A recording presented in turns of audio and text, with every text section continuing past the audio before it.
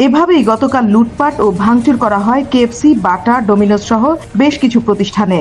এসব প্রতিষ্ঠানের ফ্র্যাঞ্চাইজি আনার জন্য বাংলাদেশেরই বিভিন্ন ব্যবসায়ী বিপুল পরিমাণ অর্থ খরচ করেছিলেন।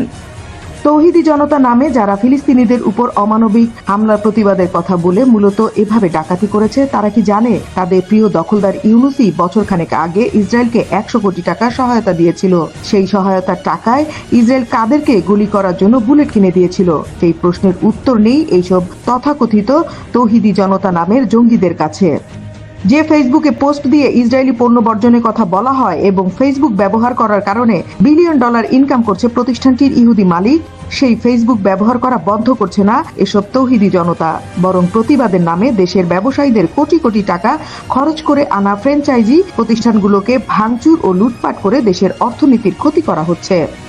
এমন প্রতিবাদ, লুটপাট ও ভাঙচুরের উস্কানিদাতা খোদ অবৈধ সরকারে থাকা আইন উপদেষ্টা আসিফ নজরুল। তিনি তার ফেসবুকে এই পোস্ট দিয়ে পরোক্ষভাবে উস্কে দেয় জঙ্গি তৌহিদি জনতাকে, যা সরকারে থাকা কোনো ব্যক্তি করতে পারে না। কারণ অর্থনীতিতে ভূমিকা রাখে এমন সকল প্রতিষ্ঠানকে নিরাপত্তা দেয়াই সরকারের কাজ।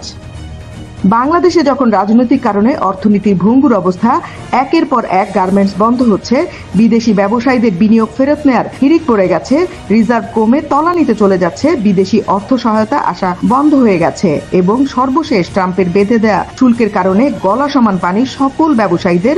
আর এর থেকে ঘুরে দাঁড়ানোর জন্য প্রায় 550 বেশি বিদেশি ব্যবসায়ীদের নিয়ে বাংলাদেশে যখন চলছে বিনিয়োগ সম্মেলন, ঠিক তখনই আসিফ নজরুলের এমন উস্কানিমূলক পোস্টের পরই মানবতার কথা বলে রাস্তায় নেমে আসে তৌহিদি জনতার ব্যানারে জঙ্গিরা এবং বিদেশি বিনিয়োগকারীদের দেখিয়ে দিল, তোমরা বিনিয়োগ করলে তোমাদের প্রতিষ্ঠানগুলো এমন অনিরাপদ অবস্থায় থাকবে, কারণ বাংলাদেশটার মালিক এখন শুধুই জঙ্গিরা।